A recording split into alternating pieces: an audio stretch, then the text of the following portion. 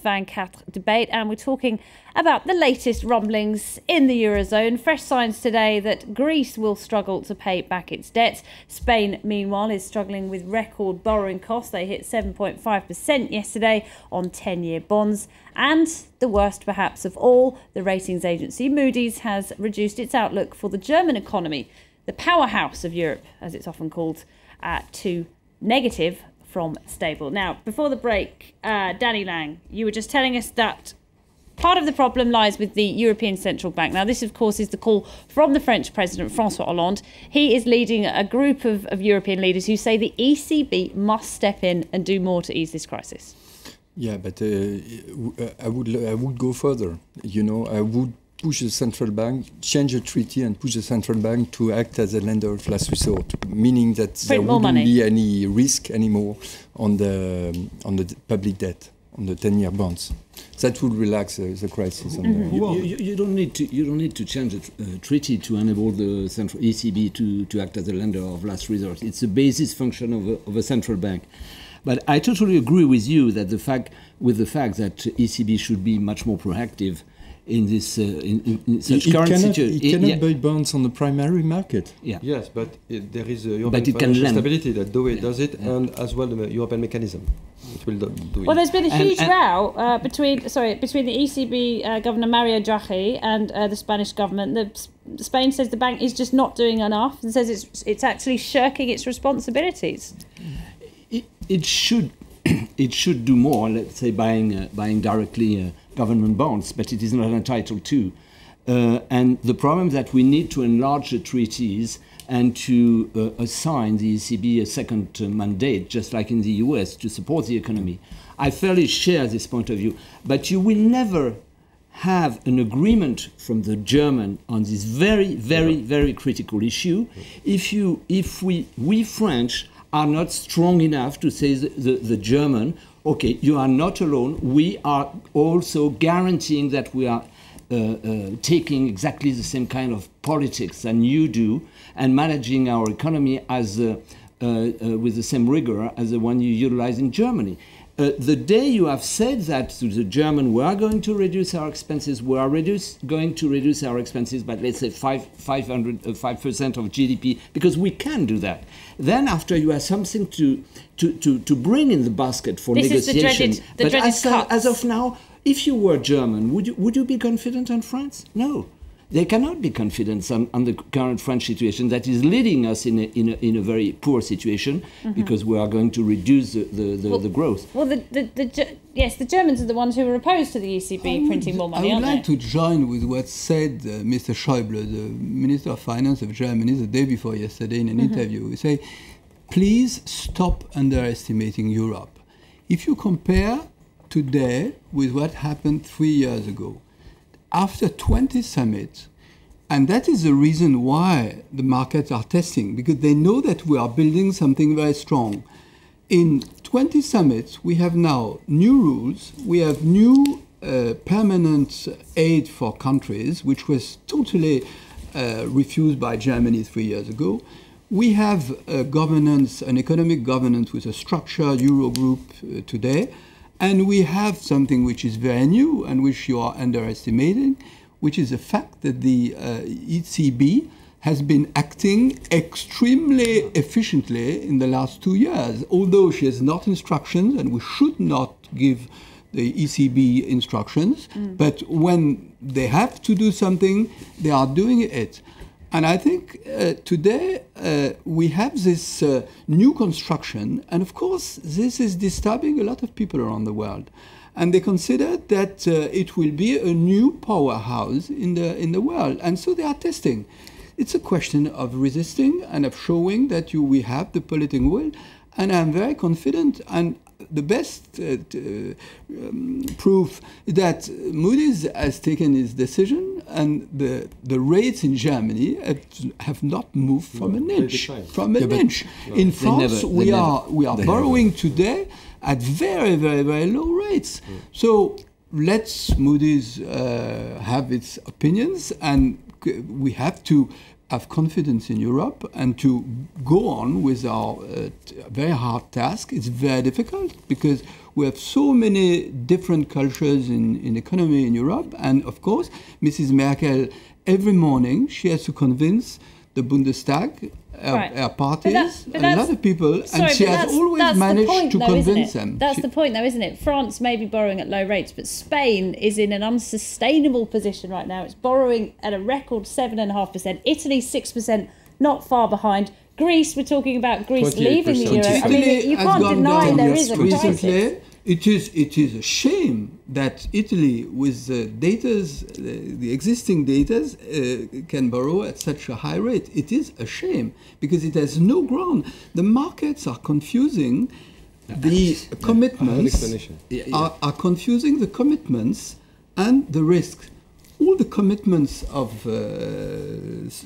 Spain or Italy are not risk for tomorrow morning at 8 o'clock.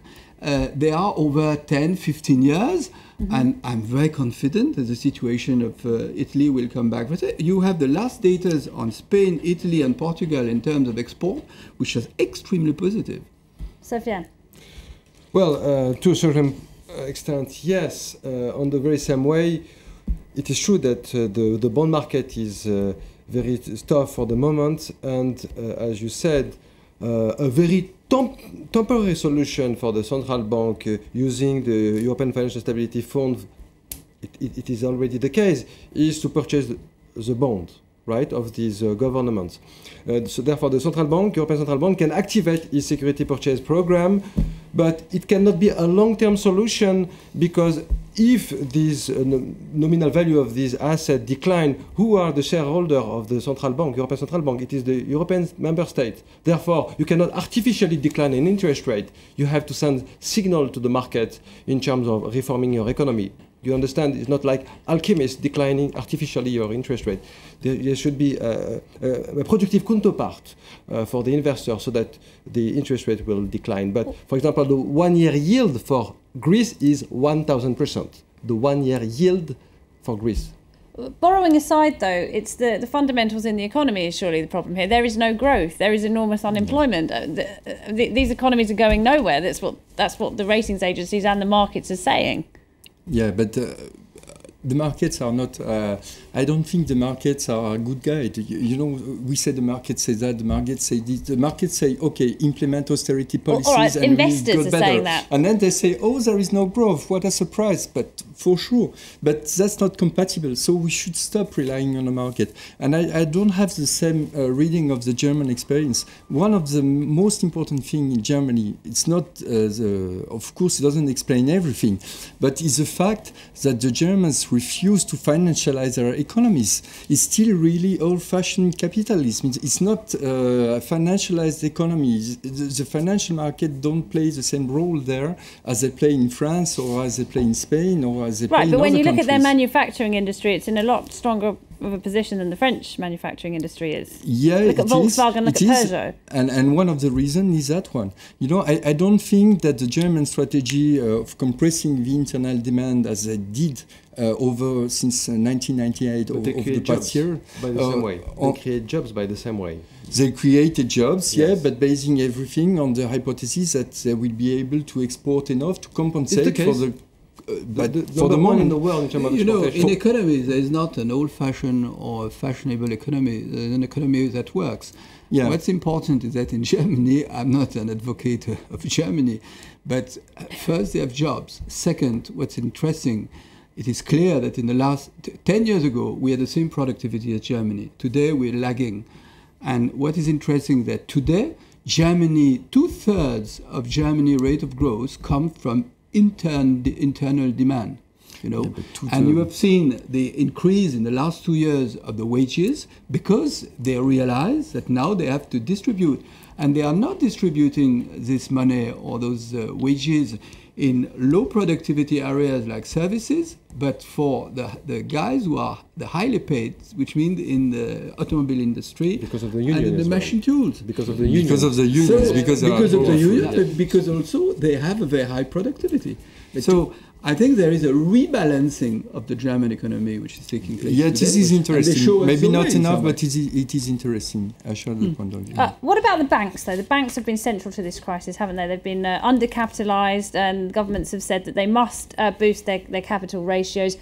Some say, though, that might have been self-defeating, because if you're forcing banks to hold on to money, they're not investing it in projects around Europe and they're not creating jobs. What's your stance on that? Yes, it's a very complicated story, because the banks, the banking sector is one of the most regulated sector in the world, with nuclear, with chemistry, and so on. Therefore, many rules that did not prevent from bankruptcy, such as an example, Dexia. Therefore, it's not a simple question of new rules, but supervision. And we have some problem with supervision. Take the example of the European Banking Authority that did many stress tests. Always they failed. They didn't get the Dexia bankruptcy, they didn't get Irish bank bankruptcy, and so on. Therefore, for the bank, their problem for the moment since last August, it is the exposure to the sovereign debt of peripheral countries. And they are forced to a certain extent to purchase their own government bond. It is a tacit rule. And for that reason, there is a transmission canal from the sovereign debt crisis to the banking crisis. And to put an end to the story, the new architecture of the European Union is to create a union between banks, first within each countries, to mutualize the risk, there is to say the debt, and as well between all member states. Exactly. It's the same philosophy, I guess, as the Eurobonds, pooling debt. Exactly, and for the same reason, Germany refused it. The banks at the heart and of this problem. this is a great progress in Europe. So once again, it's not something less, it's something more in Europe to reassure the markets, to reassure the customers, and that's very important. And what about the move? I mean, you mentioned the last move by the European Union summit. The last time they met, they decided to lend directly to institutions, Spanish banks in particular, rather than spending to governments, so as not to pile on the debt on their balance sheets. Yes. Mm-hmm. No, there was a delay because the Germans have said we have to ratify this and to make it approved by our democratic bodies. Very often Germany has been criticized in this field, but if you want the public opinion and the parties and the people to follow, they have to be associated.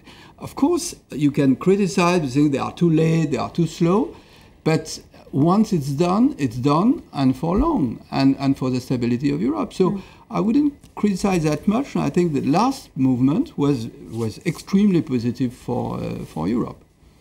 Yeah. Actually, I agree with you. Actually, concerning Spain, because you were talking about Spain, the public debt has increased until more than 85% because of this new bailout. And the Spanish government has its own responsibility because they gather all the savings to build up what is called Bankia, which is the number 4 within the banking sector, and it's bailout, too big to fail. They create a too big to fail problem, which induces... That's happened all over the world, hasn't it, in the banking industry? Yes, it is true, but because of the absence of the European mechanism of stability, this money went directly to the government, which has mechanically increased its public debt, rather than if this European mechanism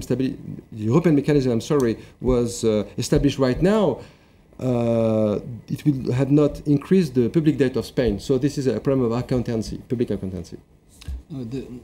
As far as you're talking about accountancy, one has to keep in mind that regulation played a very poor role in all this story.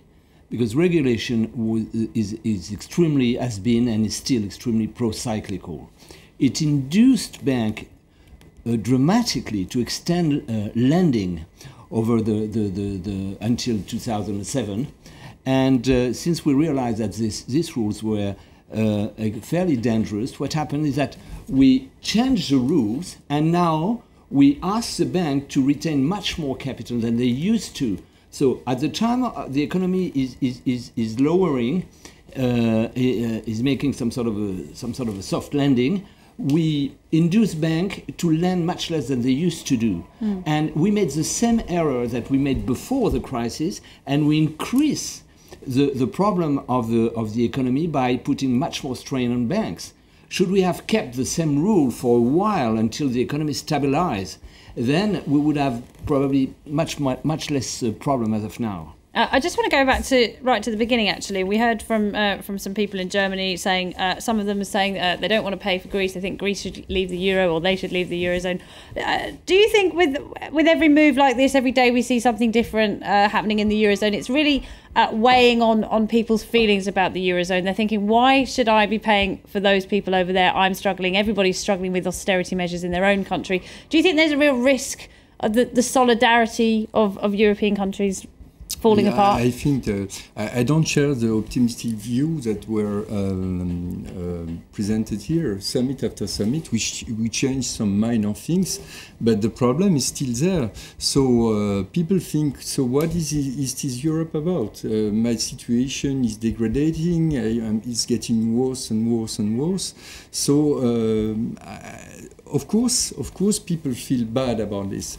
They feel bad about even if there are some moves forward. Even the economic situation is still bad and it's getting worse. And I'm not optimistic about the future of the eurozone. How do you explain that about 70% of European population is still in favor of the euro as of now? Because as an idea, because of the past, but not of the. If Very you ask quickly. the people that are not 10 seconds left. I would like to remind first that the banking system in the eurozone behaved much better than outside of the eurozone, in particular in the States or in UK. Second, as far as Greece is concerned, it is up to the Greek to know whether they want to be part or not. Some people have been saying, look, it would be so much nicer if you would leave. Look at the example of Argentina some years ago, it did very well. The people of Argentina have been through the cruelest of the problems, Okay. and today they cannot even refinance themselves on the market. So it would be a disaster for Greece to leave. All right, Yeah, we're going to end on that note. I'm Yes. afraid we have run out of time. Thank you very much indeed to all of my guests tonight. Thanks to you for watching. That's it for another debate. We'll be back at the same time tomorrow. Stay tuned. This is France 24.